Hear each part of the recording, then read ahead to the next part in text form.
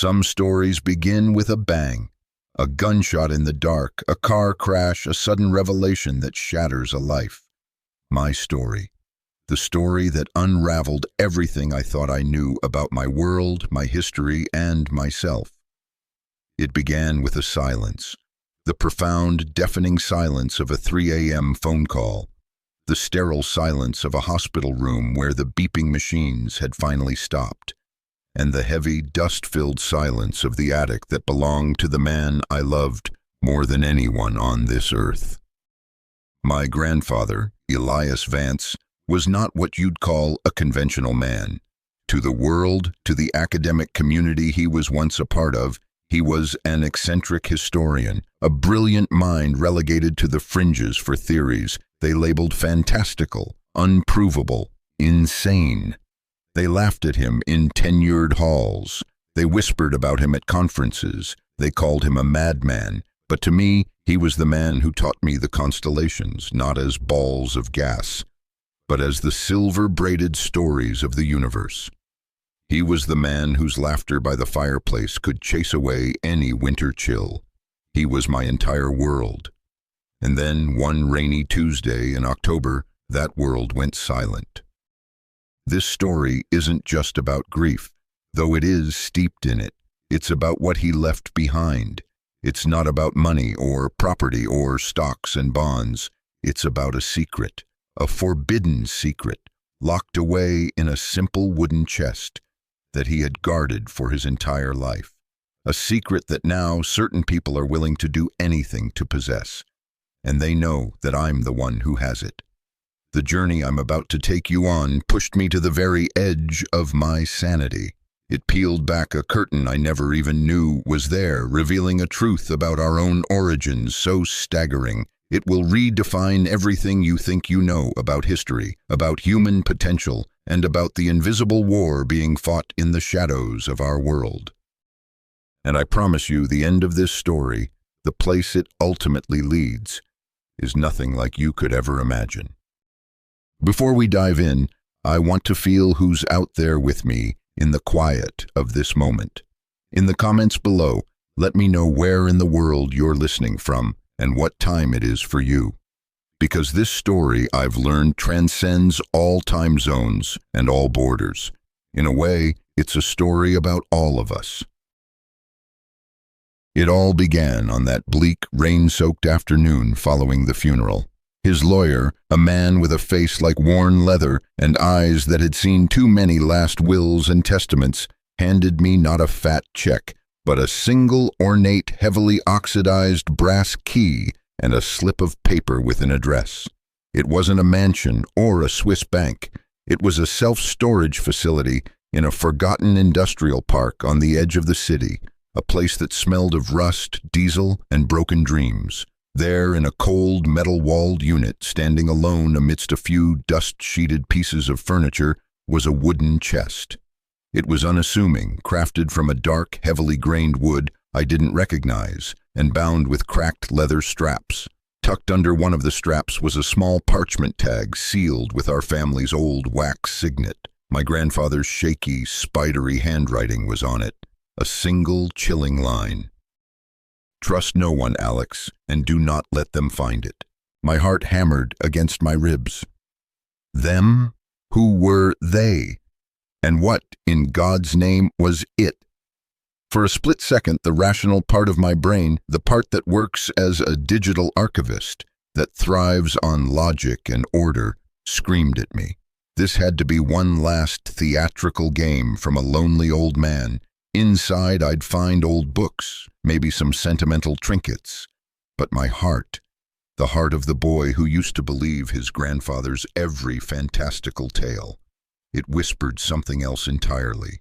The grief was still a raw, open wound, and this chest, this mystery, felt like the only thing tethering me to him. It was the last piece of my grandfather I had left to discover. I hauled the chest back to my small apartment, the silence of the space feeling heavier than ever. I spent hours just staring at it, the chest sitting in the middle of my living room floor like a dark, silent accusation. His words echoed in my mind. Trust no one. A war raged inside me. The archivist in me demanded proof, data, a rational explanation. The grandson in me just wanted to feel close to him again. In the end, it wasn't courage that made me open it. It was memory. I needed to understand the part of him he had kept so carefully hidden away. I slid the brass key into the lock.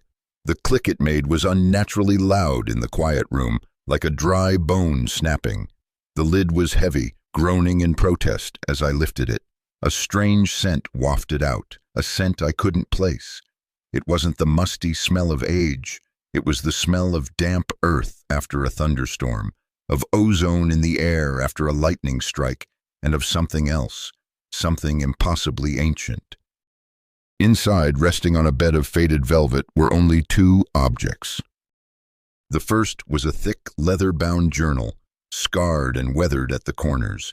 It bore no title, just a single embossed symbol on the cover, a serpent devouring its own tail, the Ouroboros, but with a perfect equilateral triangle nested in its center, a symbol of eternity, but with a core of structure. The second object stole the breath from my lungs. It was an artifact, a palm-sized stone of polished, obsidian black rock. It was cool and smooth to the touch, unlike any geological specimen I'd ever handled, but as I held it, I could feel a faint, almost imperceptible thrumming, a dormant energy sleeping deep within, and then, as my thumb instinctively brushed its center, the impossible happened. Hair-lined thin veins, almost invisible to the naked eye, began to glow with a soft, ethereal, cerulean light. They traced a complex celestial map across the stone's surface, a star chart of constellations I had never seen in any textbook. The light pulsed with my own heartbeat for a few seconds, then faded back into darkness, leaving me breathless, my heart pounding a frantic rhythm against my ribs. This was no game. This was real. With trembling hands, I opened the journal. My grandfather's handwriting filled the pages, not the feeble script of his later years, but a strong, urgent hand, as if he were racing against a ticking clock. The first page was undated. It began not with a greeting, but with a declaration. They will tell you that Genesis was the beginning. They are wrong. It was a reboot. Our true history is not written in ink, but etched in light and shadow into the memory of the planet itself. Before Adam, before the garden we know, there was the first people. They did not come from the stars. They bloomed from the earth, its first and truest children. They did not build with stone and mortar. They sang cities into existence. They wove reality with the threads of their thoughts. They understood the syntax of the cosmos. They were us, Alex. They were humanity in its most brilliant, its most powerful, and its most dangerous primordial state. My head spun. I flipped the page, my hands shaking. But all power has a price, and they lost the one thing that mattered, the balance. And when the balance was lost, their creation became their cataclysm. It was not a flood from heaven that destroyed them, but a collapse from within. The planet healed itself by hitting a cosmic reset switch, but not everything was erased. Fragments of their knowledge, of their power, survived, and a certain order of men has spent millennia hunting for those fragments. They do not wish to learn from the past. They wish to weaponize it. They call themselves the Custodians, but they are not guardians. They are jailers. And Alex, my boy, if you are reading this, they know the key is now with you. I slammed the journal shut, gasping for air. First people, singing cities into existence, the Custodians. It was the stuff of myth, of late-night speculative shows on our channel and others like it. It wasn't the legacy of a respected, albeit eccentric, historian, but the stone in my hand was still faintly warm. The memory of its blue light was burned into my retinas, and my grandfather's warning. Trust no one. In the days that followed, I tried to force a sense of normalcy. I went to work. I categorized data. I imposed order on digital chaos. But the order in my own world was fracturing at the seams. It began subtly. so subtly I almost convinced myself it was a symptom of grief. A black, unmarked sedan parked at the end of my street. It was there when I left in the morning, and it was there when I returned at night, always in the same spot, its tinted windows reflecting the world with a blank, inscrutable gaze. I told myself I was being paranoid. Then came the sounds, the faint, rhythmic clicking on my landline in the dead of night, too regular to be interference, the creak of a floorboard in the hallway outside my apartment door, but when I'd peer through the peephole, the corridor would be empty, silent. One evening, I was washing dishes, and I swear I saw a shadow flicker past my kitchen window. I live on the 3rd floor. The fear started as a low hum in the back of my mind, but soon it grew into a piercing siren. It was no longer an abstract threat from a dusty journal. It was a presence that was watching and waiting. The breaking point came on a Thursday night. I was working late on my personal laptop trying to distract myself when the cursor started to move on its own. It glided across the screen with a horrifying, non-human precision. It opened a folder, then another. My blood ran cold. I was paralyzed watching as this invisible intruder navigated my digital life. It was searching. It clicked open the folder labeled Grandfather's Effects, the one where I had stored the high-resolution scans I'd taken of the journal pages. With a strangled cry, I lunged forward and ripped the Ethernet cable from the wall. They weren't just outside anymore. They were inside. They were in my home, on my network, in my life. My grandfather's warning was no longer a piece of advice. It was a prophecy unfolding in real time. I was not safe. Panic, cold and sharp, seized me. I threw the journal and the stone into my backpack, grabbed my keys and wallet, and fled my apartment. I didn't know where I was going. I just knew I had to run. The city at night was a blur of wet asphalt and smeared neon lights. Every face in the crowd was a potential threat. Every pair of headlights in my rearview mirror belonged to them. I felt like a hunted animal, utterly alone, cornered by a predator I couldn't see. I ducked into a 24-hour diner, the smell of stale coffee and grease a bizarre comfort. I slid into a booth in the darkest corner, my body trembling, trying to catch my breath. The neat, ordered world of Alex the archivist had been obliterated. All I had left was my grandfather's insane legacy and a very real, very tangible fear coiling in my gut.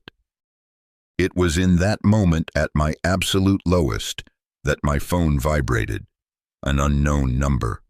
My first instinct was to ignore it, but something, a gut feeling, a desperate flicker of hope, made me answer. Alex Vance? The voice was female, soft but firm, with an undercurrent of intelligence. "Who is this?" I managed to croak. "My name is Lena. I was a student of your grandfather's, Professor Vance." A heavy silence hung between us. My mind was a whirlwind of suspicion and desperation. "Listen," she continued, her voice gaining urgency. "I know this is going to sound crazy, but I believe your grandfather. I always did. His theories weren't wild fantasies. I've spent the last 5 years researching them on my own after I left the university. I know about the First People, and I know about the Custodians. Alex, you are in incredible danger." A tiny spark ignited in the cold darkness of my fear. For the first time in days, I didn't feel completely alone. "How can I trust you?" I asked, my voice laced with the venom of my paranoia. There was a soft sigh on the other end of the line. "Your grandfather once told me something," Lena said, her voice softening with memory. "When the whole world is shouting that you're mad, listen for the whisper of the universe. It never lies." He said that to me when I was about to give up on my own research. He trusted me. And now I want to help you. We can decipher that journal together. I know places we can go where they won't find us. Please, Alex, trust me. In the depths of desperation, you'll grab onto anything that feels like a life raft. Lena, with her calm voice and her reverence for my grandfather, felt like a battleship. I was so tired of running, so tired of being alone. I needed an ally, I needed someone else to believe. "Okay," I said, the word feeling foreign on my tongue. "Where are you?" We agreed to meet at an old, cavernous public library downtown, a place of stone lions and echoing silence that my grandfather had loved.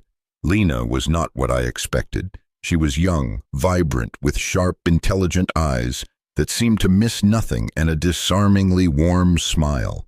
She came prepared, armed with antique maps, rare books that smelled of vanilla and dust, and a laptop filled with years of her own research. As we sat together in a secluded alcove, the golden light of the reading lamps illuminating the ancient script of my grandfather's journal, a strange sense of peace settled over me. It felt right. Over the next few days, Lena became my anchor in the storm. She was brilliant. She saw patterns I had missed, translated symbols I couldn't comprehend, and cross-referenced my grandfather's notes with obscure Sumerian texts and pre-Sanskrit scrolls she had tracked down. She worked with a passionate intensity, a deep respect for my grandfather's mind that moved me deeply. We were a team, two explorers charting a lost continent of history.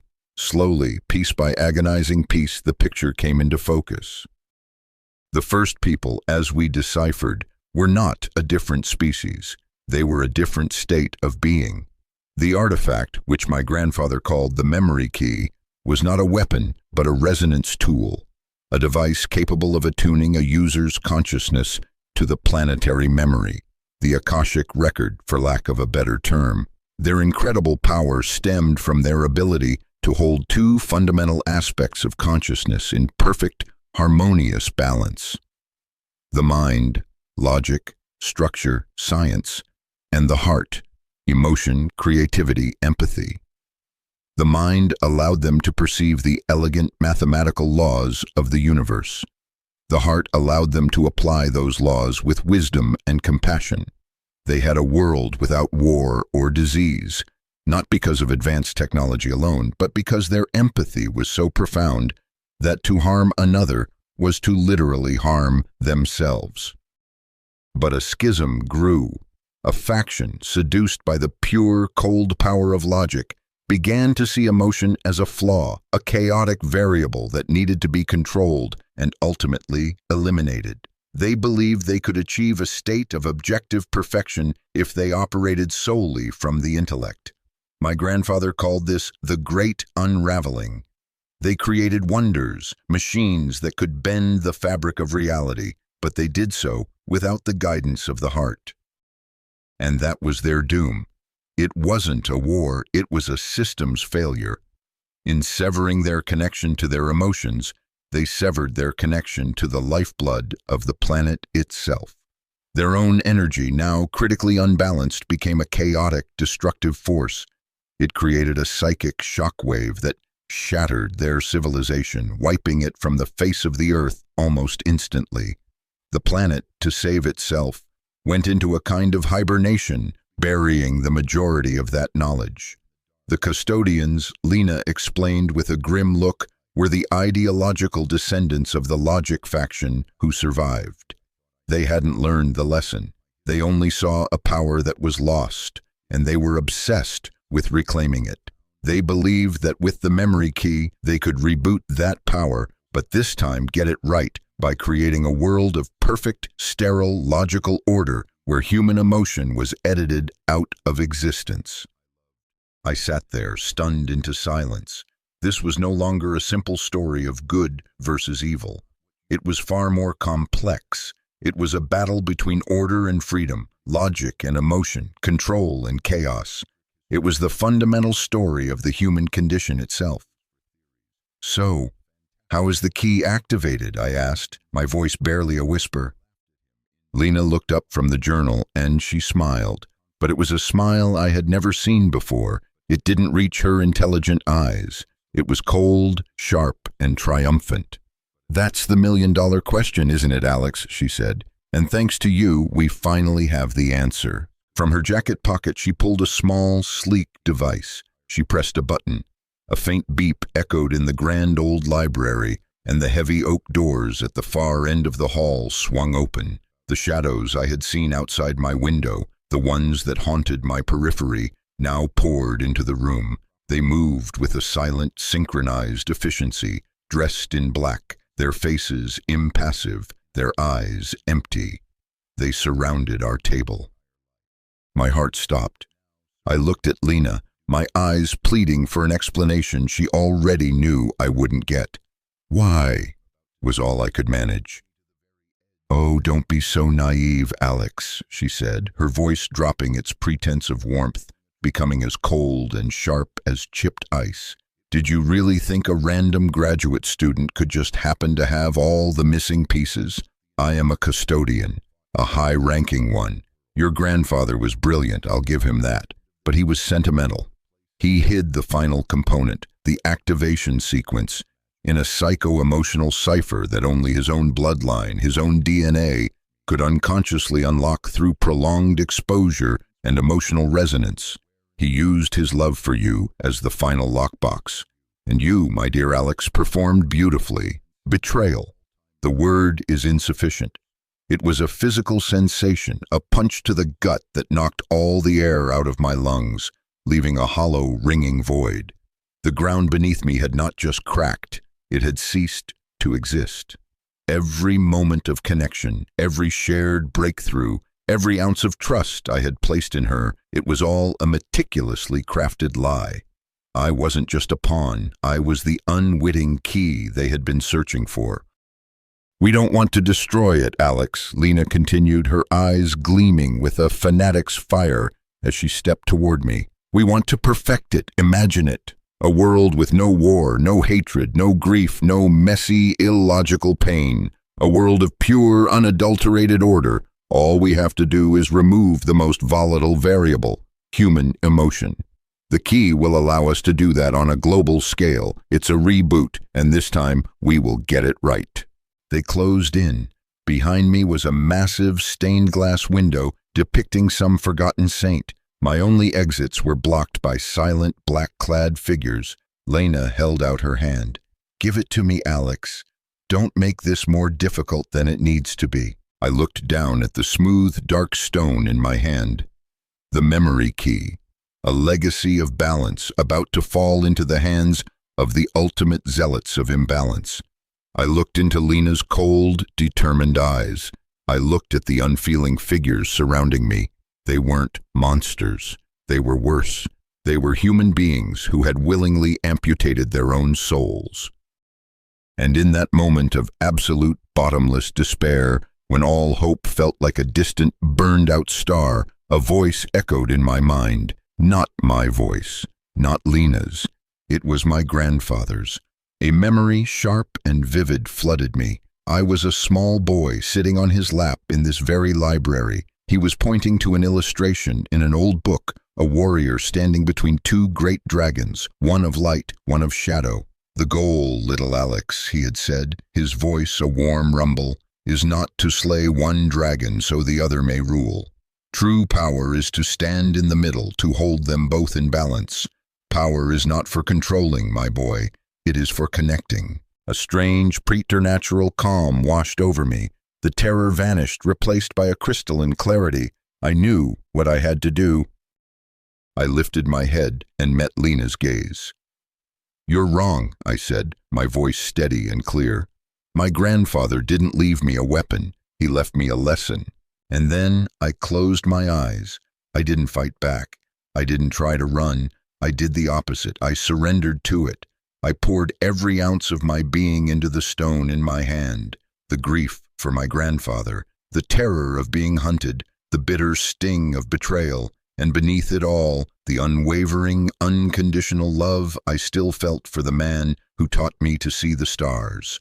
I didn't try to control the stone's energy. I simply offered myself to it. I connected. A low, resonant hum began to emanate from the key, a note so pure it felt like the sound of creation itself. Lena and the custodians took a reflexive step back, their impassive faces finally showing a flicker of alarm. "What are you doing?" Lena shouted, her composure cracking. I didn't answer. I focused on the warmth spreading from my palm, up my arm, and into my heart. And then it happened. There was no explosion of light, there was no destructive shockwave. Instead, a profound silence fell over the room, a silence so deep and complete that I could hear the universe breathing.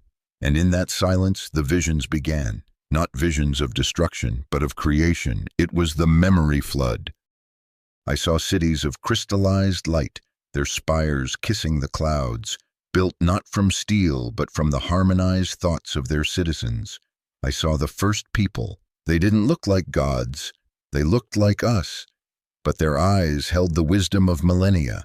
I saw them healing one another not with scalpels, but by literally taking on a piece of another's pain through pure, unshielded empathy.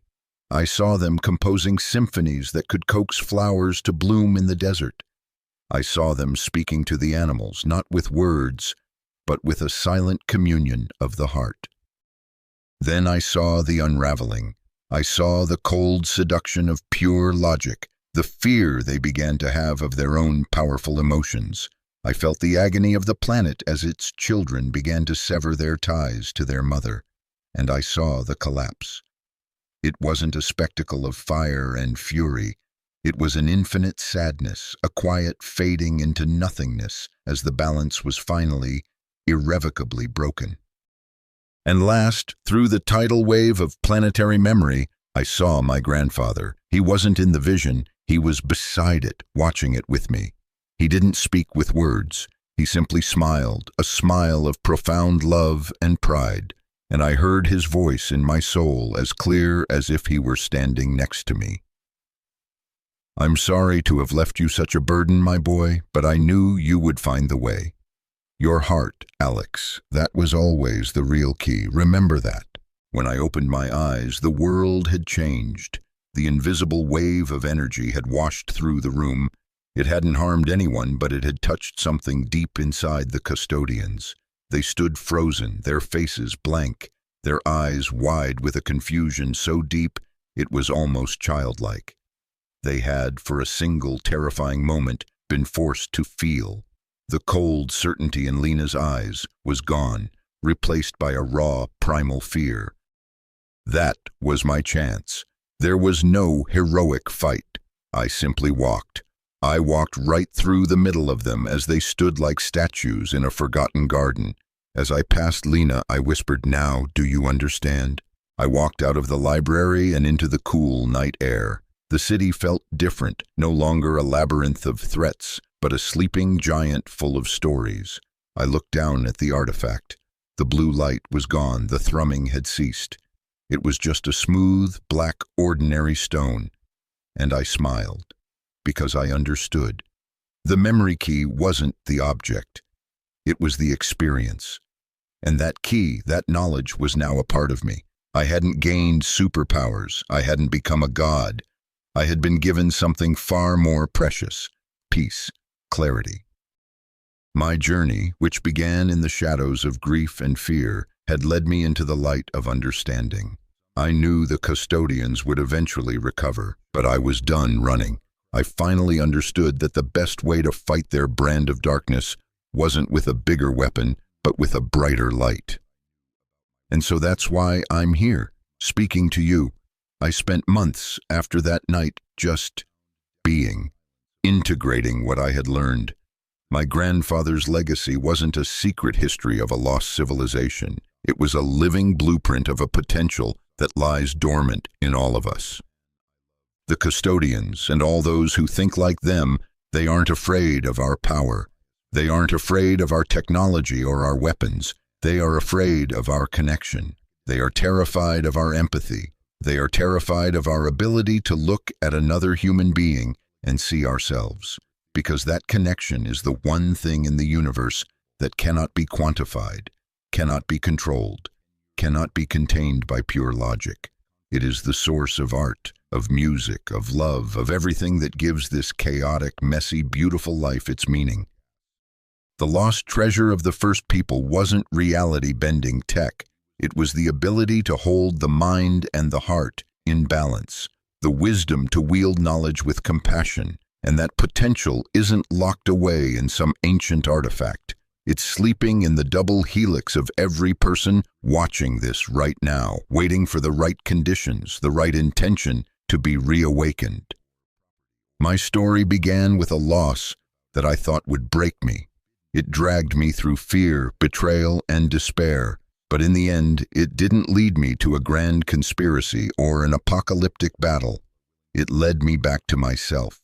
It led me to a deeper understanding of love and connection. It allowed me to reconnect with my grandfather, not through his possessions, but through the very lesson he spent his life trying to protect. And maybe that's the real legacy. Not what we find in dusty old chests, but what we find in our own hearts when we have the courage to face the darkness and choose to connect anyway. Thank you for listening. This was my story, but I truly believe the lesson belongs to all of us. If anything I've shared tonight has resonated with you, if it's made you wonder about your own hidden potential, then maybe this is a journey we can continue together.